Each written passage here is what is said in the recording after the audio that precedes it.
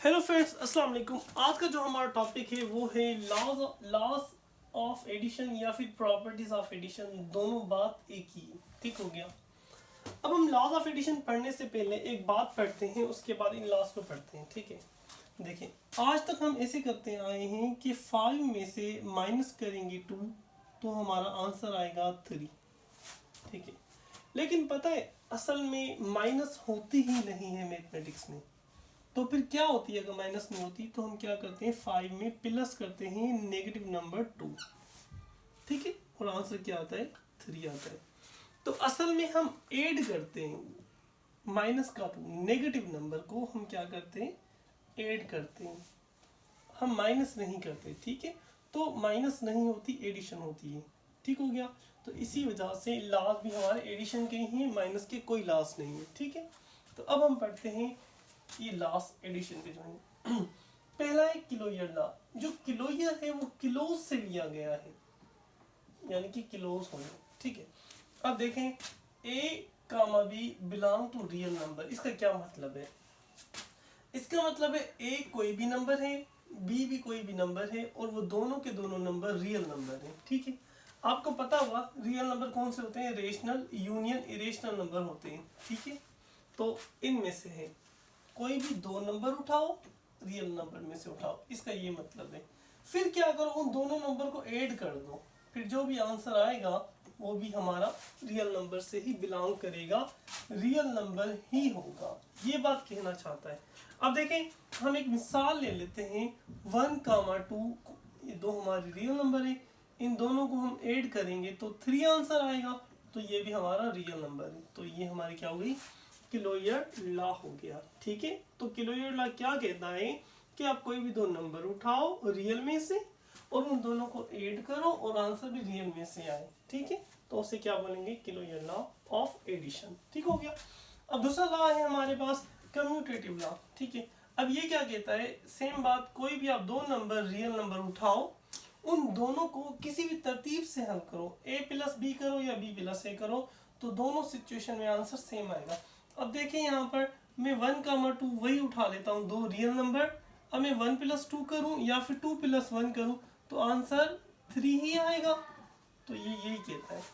तो अगर आप लोगों से पूछा जाए कम्यूटेटिव लॉ ऑफ एडिशन क्या है, तो आप क्या बताएंगे?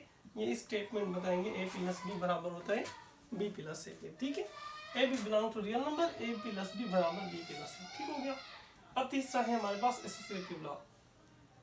अब ये क्या कह रहा है कि आप कोई भी 3 नंबर उठाएं, ए बी और सी बिलोंग टू रियल नंबर।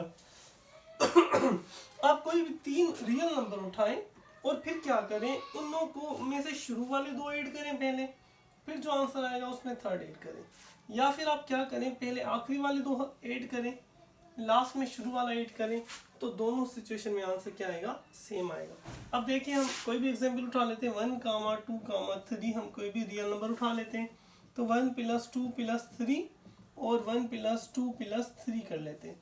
अब पहले इन दोनों को ऐड कर लेते हैं, 1 + 2 हमारा 3 हो जाएगा, और ये 3 से 3 + 3 कितना हो गया? 6 हो गया।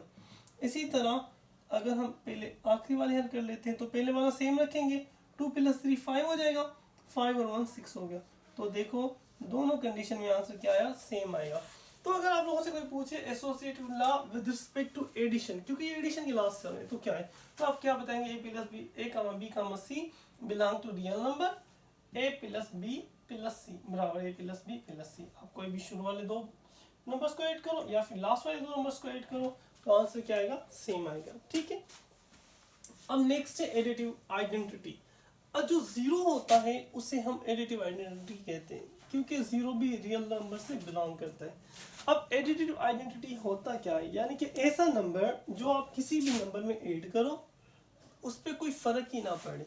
देखो a + 0 करो या 0 + a करो, आंसर तो यही आना है। तो जीरो हमारा क्या हो गया? Additive identity.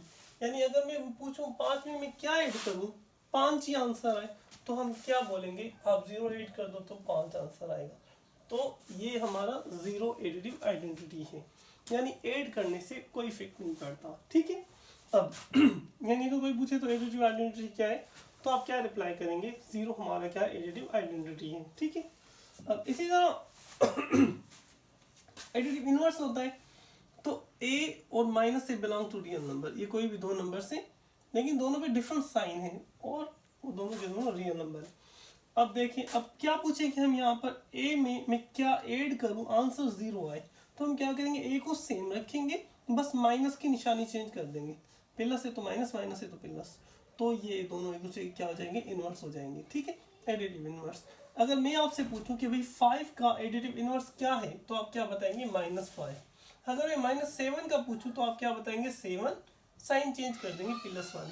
मैं पूछूं 2/3 का एडिटिव इनवर्स क्या है, तो आप क्या करेंगे, 2/3 को सेम रखेंगे, प्लस है तो माइनस कर देंगे, और अगर यह माइनस होती तो आप क्या कर देते, प्लस। तो ये दोनों एक दूसरे के एडिटिव इनवर्स, ये दोनों एक दूसरे के एडिटिव इनवर्स, और ये दोनों एक दूसरे के एडिटिव इनवर्स होंगे। ठीक हो गया। क्वेश्चन इसी तरह किया जाता है कि 5 का एडिटिव इनवर्स क्या होगा, तो -5 होगा। ठीक हो गया। उम्मीद है कि आप लोगों को सारा समझ आ गया होगा। अब जिस तरह लॉज ऑफ एडिशन है, उसी तरह लॉज ऑफ मल्टीप्लिकेशन है, और ये सेम लॉ सारे के सारे लॉज ऑफ मल्टीप्लिकेशन में भी होते हैं। बस फर्क इतना होता है, एडिशन में हम ऐड कर रहे होते हैं और मल्टीप्लिकेशन में हम क्या कर रहे होते हैं, मल्टीप्लाई कर रहे होते हैं। अब देखें, हम इन्हों को ही समझते हैं मल्टीप्लिकेशन वाले बनाकर। ठीक है, अब देखें, पहले तो इनको थोड़ा सा मिटा देते हैं।